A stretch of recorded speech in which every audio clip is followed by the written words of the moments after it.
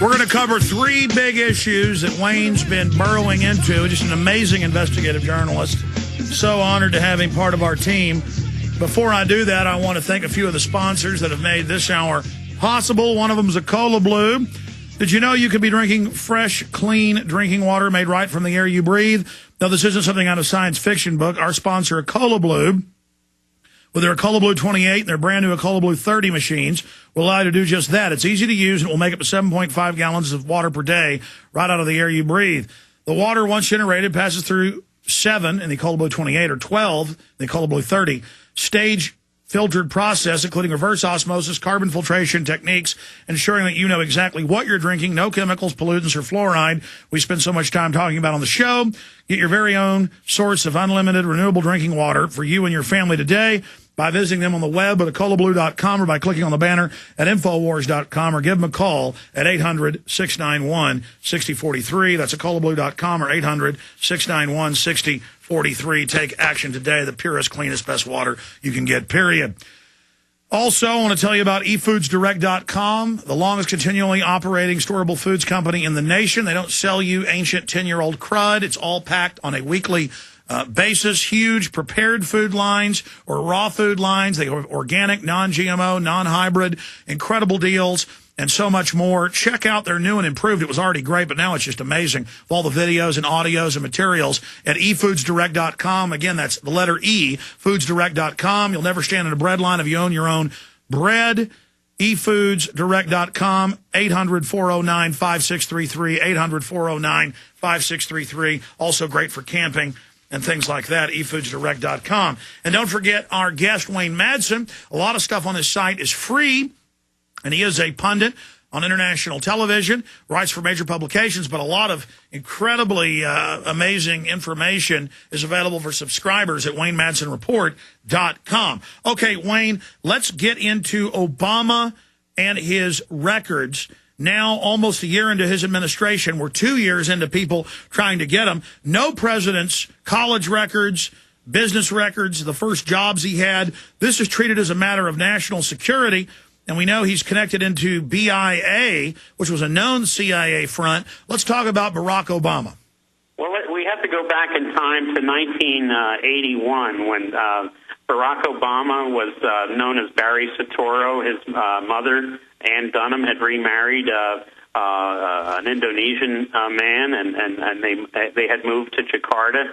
Now, Obama in those days was traveling on a Pakistani passport under the name of Barry Soetoro. He went to Pakistan in 1981 and was hosted by the family of Muhammad Mian Sumro, who, believe it or not, became president of Pakistan after the resignation of General Musharraf in 2008. So this was the family, obviously a family that was very close to the CIA at the time, because we have to remember what was going on in Pakistan in 80 and 81. Brzezinski, then followed by the Reagan administration, Bill Casey of the CIA, was of using Pakistan as the main base for the Afghan Mujahideen war against the Soviets who had invaded Afghanistan. So this was a hotbed of CIA activity. Obama, or Soetoro, apparently went partridge hunting with the Sumros. This is what the claim is anyway. I understand he also traveled into India, across the Pakistan-India border. What he did in India is anyone's guess. So we have basically someone who is traveling to Pakistan, whose stepfather, Lolo Soetoro, was an Indonesian military officer who helped Suharto take power in a military coup, and General Suharto was basically run by the CIA. Obama's mother, Ann Dunham, was with the Ford Foundation and the USAID. USAID is a known cipher for Central Intelligence Agency activities around the world. She was in Lahore, Pakistan, at the same time her son was. We do know that Obama, after graduating from Columbia, went to work for Business International Corporation, which was a documented CIA front activity, and he was involved in publishing two newsletters, Financing Foreign Operations and Business International Money Report. Yeah, take some time out there, drink a glass of water, Wayne Madsen. And so Obama from the beginning, Foundation, CIA run, and they're blocking the release of these records. There is no doubt this guy has been groomed for big things from the very start. And we now see what that is. Left cover to come in and convince the left to go along with the New World Order. Please continue, Wayne Madsen. Well, as I said, we have a president with these obvious holes in his background, and we have a president who is refusing to disclose his transcripts from both Occidental in Los Angeles, where he was an undergraduate, and from Columbia, where he finished up his undergraduate work before he went to law school at Harvard University. Why won't he release those records? We know this. He's a fully compromised individual, and in a world of black ops, in a world of shadow government, they wouldn't let him into any sort of power if he wasn't fully compromised. Well, I believe this is the idea. This is what people are fearful of. We had a problem with George W. Bush because, remember, he said anything in his early youth was off the table. Then later we found out he was, busted for cocaine possession. He was basically a drunk, had problems with DWIs, but this information we had some records of, just from arrest records, if anything else. But with Obama, we have basically this concerted effort to keep these, what should be records in the public domain, secret.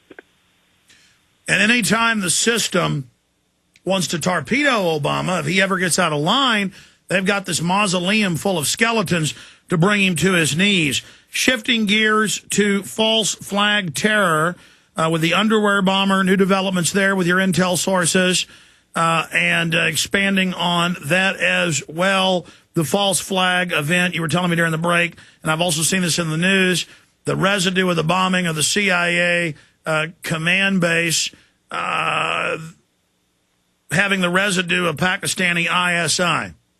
Well, we know that now it's being reported in the Indian press that a forward base Chapman, which was where the bomb went off, the residue shows that it was from Pakistani ISI known previous bombings.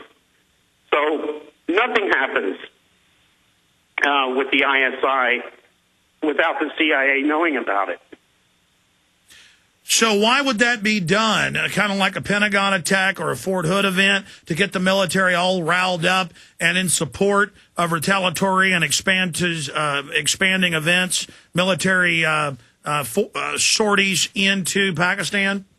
Well, we know even prior to the bombing in Khost, one of the generals over there was saying that the whole U.S. intelligence operations in Afghanistan were totally messed up. There was a big morale problem. So what better than to have an attack against a CIA base to basically, bang the drums for reprisal attacks? We now know that this guy was a triple agent. He was well known as a jihadi website blogger, we're told, but he was basically press ganged into service with the Jordanian intelligence service by a distant relative of the Jordanian royal family. So, all right, let me ask you this. Go ahead. Oh, go ahead. No, I mean, add to that point, and then I have another question. Oh, well, so we have this officer, Jordanian officer Sharif, who brings this guy Balawi into the CIA employment in Afghanistan. And where was the vetting? The vetting. Now we find out that some of the residue explosive material at Camp Chapman was from ISI sources.